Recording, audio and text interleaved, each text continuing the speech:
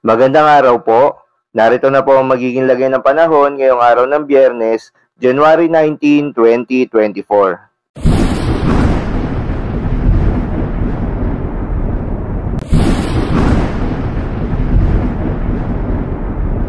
Sa kasalukuyan nga at ayon sa Pag-asa, ay may dalawang dominant na weather system ang nakakaapekto sa ating bansa.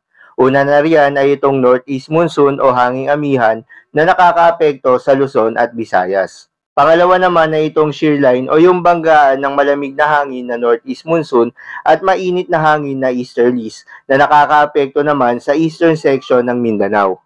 Magandang balita naman dahil ayon sa Pag-asa ay walang binabantayan na bagyo o low pressure area sa loob at labas ng ating Philippine Area of Responsibility na maaaring makaapekto sa ating bansa for the next 3 days. At para naman sa lagay ng panahon ngayong araw ng Biyernes dito sa Luzon, asahan sa eastern section ng Luzon, particular na sa Cagayan Valley at Aurora, ang maulap na panahon na may mga mahihinang pag-ulan dulot nitong northeast monsoon.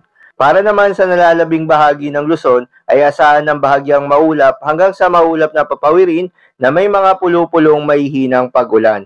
Dulot pa rin yan nitong northeast monsoon. Para naman sa lagay ng panahon sa Visayas at Mindanao, patuloy pa rin ang epekto nitong shear line sa eastern section ng Mindanao. Kaya asahan ng maulap na panahon na may kalat-kalat na pag-ulan. Para naman sa Visayas, asahan sa malaking bahagi ng Visayas ang pagbugso nitong northeast monsoon.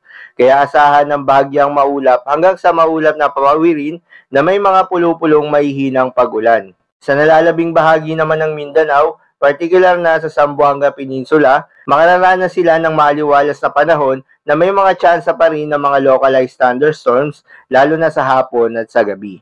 Para naman sa lagay ng mga dagat baybayin, ayon sa Pag-asa ay may nakataas pa rin na gale warning sa mga seaboards ng Camarines Norte, Albay, northern and eastern coast of Catanduanes, Sorsogon, northern and eastern coast of Northern Samar, eastern coast of Eastern Samar, eastern coast of Dinagat Islands, eastern coast of Surigao del Norte, Surigao del Sur, and eastern coast of Davao Oriental.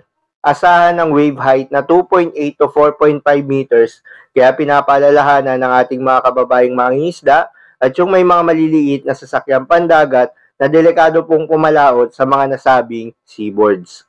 So yun lamang po para sa lagay ng panahon ngayong araw ng Biyernes. Keep safe everyone.